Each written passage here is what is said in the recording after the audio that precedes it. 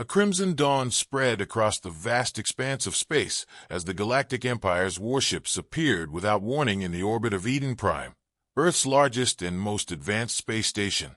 For 6 millennia, the galaxy had known peace, an unbroken era of prosperity enforced by the Empire's iron will. But that peace ended in a flash of obliterating light. From the bridge of the USS Damascus, Captain Marcus Grimm, Locke watched the destruction unfold on a live feed. The station, once a beacon of human ingenuity, crumbled like a sandcastle under the Empire's relentless assault. Ships scrambled from the station's docks in a desperate bid to escape, but they were swatted from the void by alien beams of energy. Locke's jaw tightened, his hand resting on the steel railing of the command deck. Estimated casualties. His voice was calm, but a vein in his temple pulsed with fury. North of 5 million, sir, replied Corporal Deshaun D. Jones, seated at the comm station. His usual quick wit was absent, replaced by grim determination. And climbing. Locke closed his eyes briefly, as though to lock the rage behind them. He turned to his officers. They want a war. We'll give them one. In the carrier's armory below, Gunnery Sergeant Alejandro Ghost Torres inspected his sniper rifle, the polished black weapon resting in his hands like a trusted old friend. He adjusted the scope, muttering to himself in Spanish as he prepared for the mission ahead. Nearby, Lieutenant Ben Maverick Harris leaned casually against a bulkhead, flipping a coin between his fingers. His irreverent demeanor masked the nerves that churned in his gut. "This is it, boys," Maverick said, spinning the coin one last time before pocketing it. "They hit us hard. Time to hit back harder." Torres didn't look up. "That coin won't stop a Vork plasma bolt, Lieutenant. Neither will your attitude, Sergeant." Maverick shot back, a smirk curling his lips. Their banter was interrupted by a sharp voice. "Both of you, lock it down." Locke had entered the room, his presence commanding as always. The men straightened. "We deploy in 10. Remember why you're here." The reminder hung heavy in the air. They weren't just fighting to avenge Eden Prime. They were fighting to remind the galaxy that humanity wasn't to be underestimated. Minutes later, the USS Damascus launched a dropship toward Zaros 6, an alien mining world the Empire had fortified into a critical supply hub. The Marines' mission was simple on paper: disrupt Imperial logistics by neutralizing key installations. On the surface, nothing about Zaros 6 was inviting. The air shimmered with toxic gases, the ground cracked with boiling fissures, and towering predators stalked the horizon. The dropship's interior was quiet, save for the hum of the engines and the occasional metallic clink of weapons being loaded. Locke stood at the front, gripping a stabilizing bar as he addressed the team. "The Empire sees us as an inconvenience. Let's show them what a mistake it is to underestimate humans. No mistakes, no hesitation. Semper Fi." "Semper Fi," the Marines echoed, the battle cry slicing through the tension. The ship descended through the planet's violent storms, shaking violently as turbulence slammed into it. Maverick, now at the controls, gritted his teeth. "Hold on, folks. This is going to be fun," Torres muttered under his breath, gripping his harness. "Your definition of fun worries me." They touched down in a clearing surrounded by jagged cliffs. The ramp dropped, and the Marines spilled out into the sulphurous air, their visors sealing automatically against the toxins. Immediately, they fanned out, rifles scanning the terrain. "D, comms up," Locke ordered. "Already on it, Captain," D replied, deploying a drone the size of a dinner plate. The small device ascended, its sensors mapping the area. "Looks like our primary target is a processing plant about 2 clicks northeast. Heavily fortified." Locke nodded. "Maverick, lead the flanking team. Torres, you're with me." The squads moved swiftly but cautiously, their boots crunching against the scorched ground. As they neared the facility, the first signs of the Empire's presence appeared. Vork shock troops, towering figures with armor that shimmered like liquid metal, patrolled the perimeter. Their heavy plasma rifles hummed ominously. Maverick's team took cover behind a ridge, studying the enemy's movements. "How's this for fun, Torres?" he whispered into the comms, his grin audible even over the static. "Keep talking, Lieutenant," Torres replied from another position. Maybe the Vorik will die laughing. Locke's voice cut in. Focus. Maverick, take out that watchtower. Quietly. Maverick nodded, signaling his men. One of them, armed with a railgun, lined up the shot. The projectile hit its mark with surgical precision, the watchtower collapsing silently into itself. The explosion of combat came moments later. The Vorik, though formidable, were unused to the unpredictability of human tactics. As the aliens formed rigid defensive lines, the Marines struck from multiple angles, exploiting the cracks in their formations. Torres perched on a rocky outcrop, his sniper rifle spitting death with every pull of the trigger. Each shot dropped a Vorik, their armor failing against the rifle's earth-forged rounds. 3 down. 4. 5. He murmured, his voice calm amidst the chaos. D, meanwhile, hacked into the facility's security systems, using a salvage Vorik datapad. I've got eyes on their comms, he reported. They're calling for reinforcements. We've got 10 minutes, tops. Plenty of time, Locke replied, his rifle barking as he mowed down an advancing squad. The Marines pushed into the processing plant, their movements precise and coordinated. Torres set up a perimeter, while D worked to sabotage the facility's energy grid. Maverick cleared the upper levels with a mix of explosives and daring. By the time the reinforcements arrived, it was too late. The facility erupted in a pillar of fire, the Marines already retreating to their extraction point. The Vorik reinforcements found only smoking ruins, and they're dead. As the dropship ascended, the Marines sat in silence, their helmets off now that they were clear of the toxic atmosphere. Locke studied his team, his expression unreadable. They'd won the first round, but the war was far from over. Torres broke the silence. They'll come back harder. Let them, Locke said, his voice steady. We'll be ready. Above them, the stars seemed colder, more distant. Humanity had taken its first step into a war it didn't start, but was determined to finish. The spark of vengeance had been lit, and it burned with the fury of a species pushed to its limits. The fiery skies of Xerxes Prime churned with sulphurous clouds and streaks of volcanic lightning, an unwelcoming hellscape that no sane creature would call home.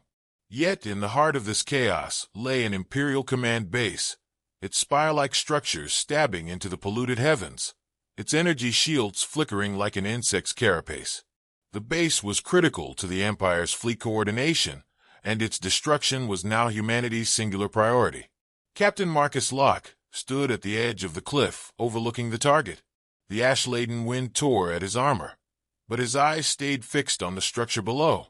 Around him, the members of his team crouched, their faces grim but resolute.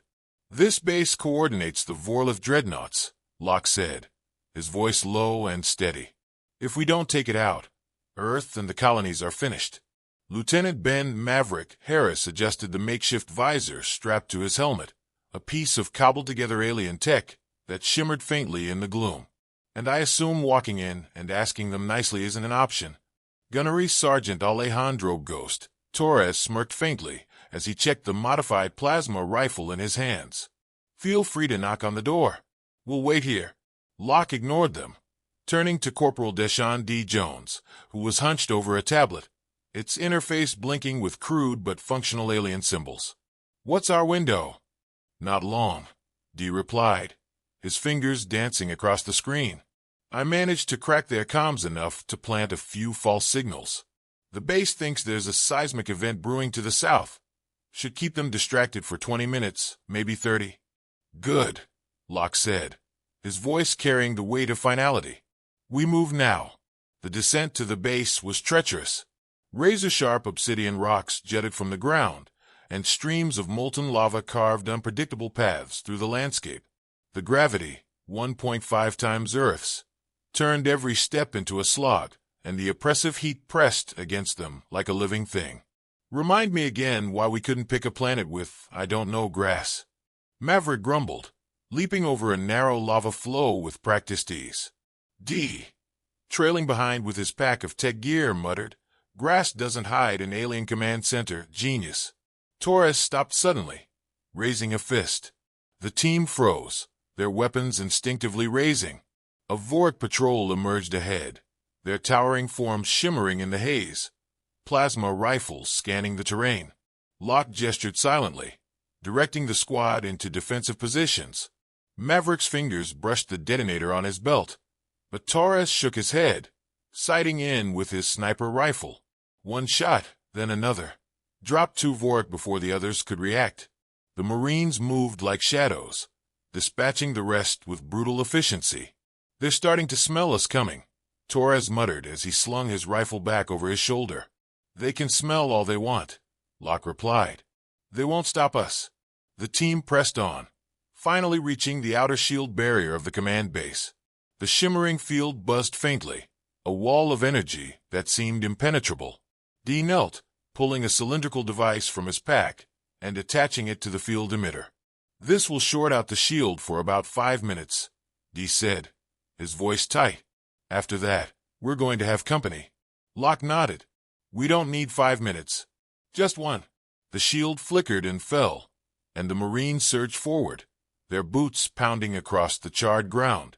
They breached the outer perimeter, their modified weapons blazing as they cut down the first wave of Vorik defenders.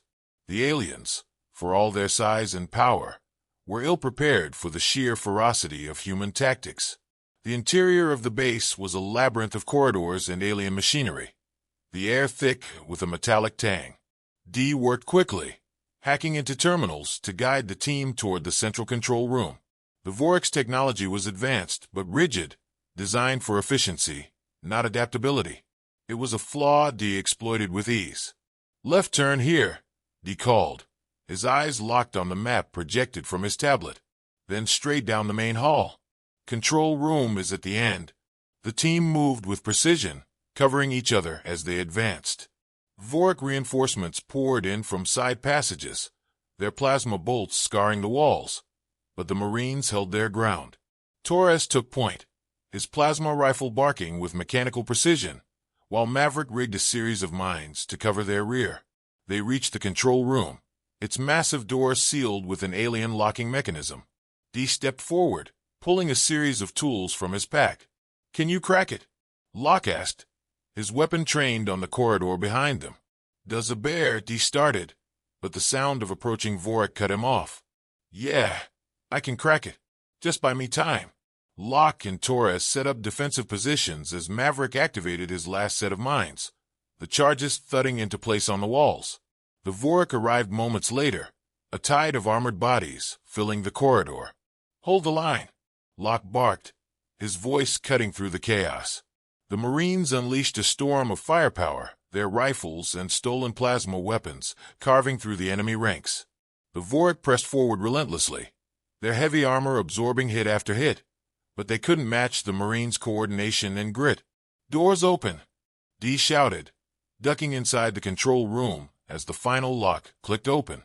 The team filed in, slamming the door shut behind them. Dee wasted no time, plugging his tablet into the alien console and unleashing a virus he had designed specifically for this mission. "This should overload their fleet coordination systems," Dee explained as he worked. "They won't be able to target anything larger than a fighter for weeks."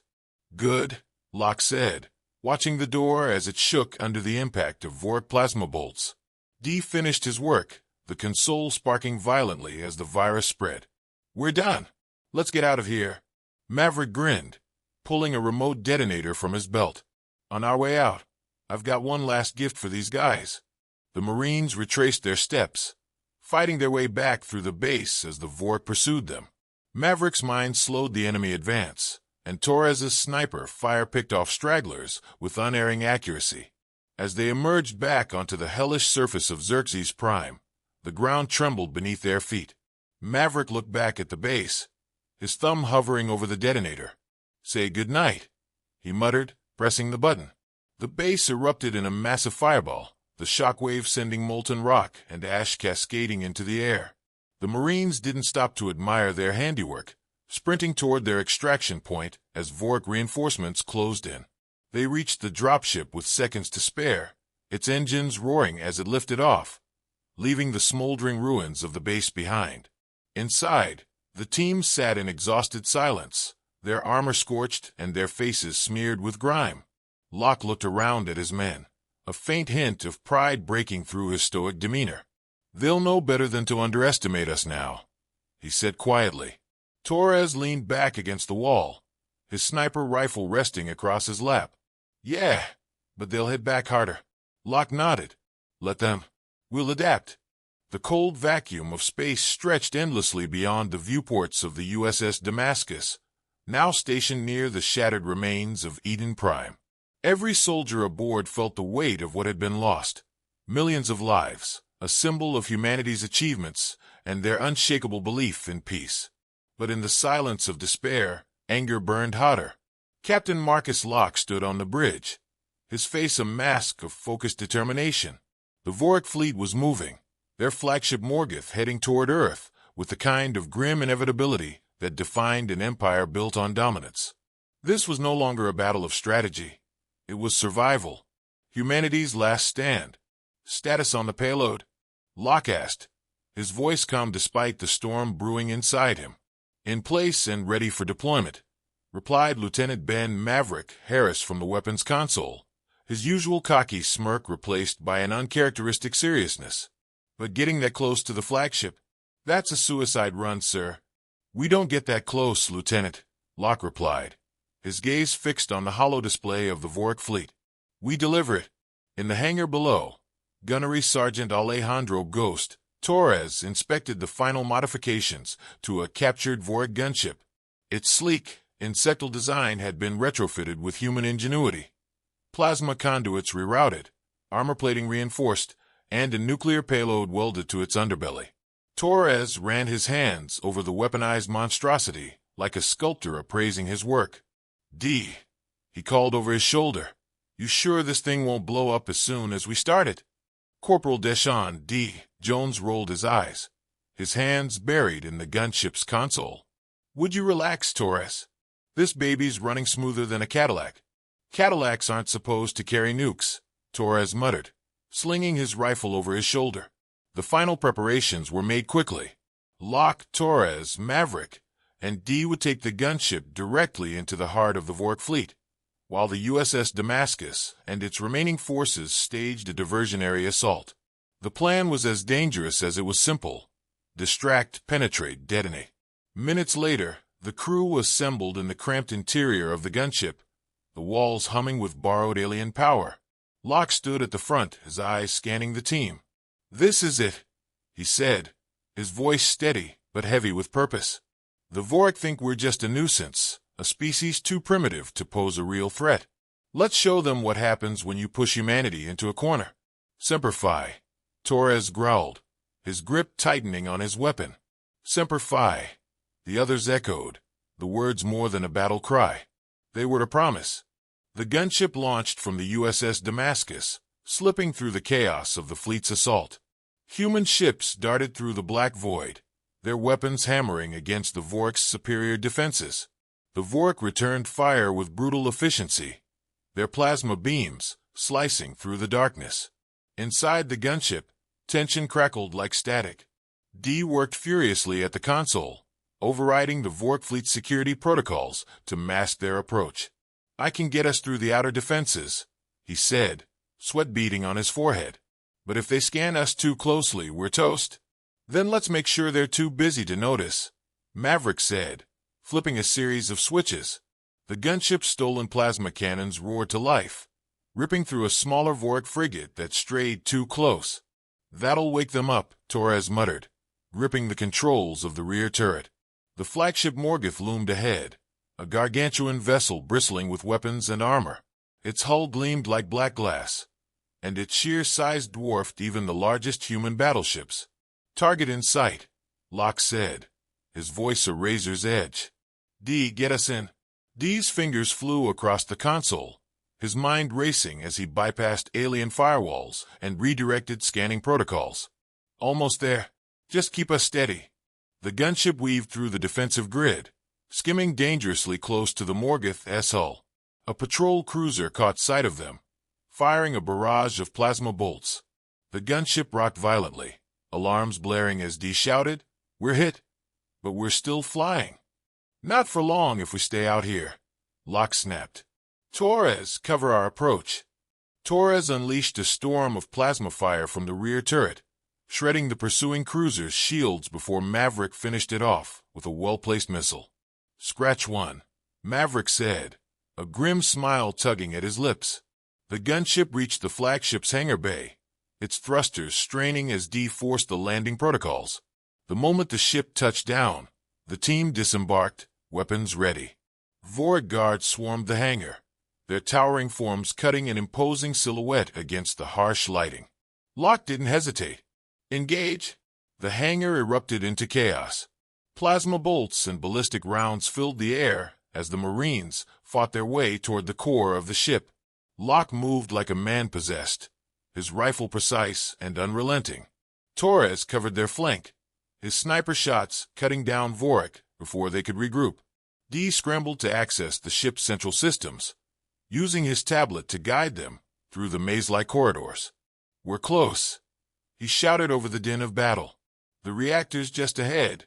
The team pushed forward, their movements sharp and synchronized despite the relentless resistance. Maverick lobbed a grenade into a cluster of Vorik soldiers, the explosion clearing their path. They reached the reactor room, its walls pulsing with an eerie, organic light.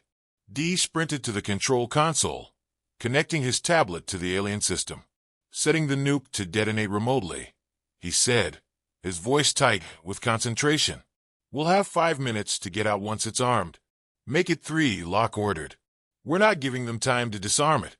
D nodded, his hands trembling slightly as he entered the final commands.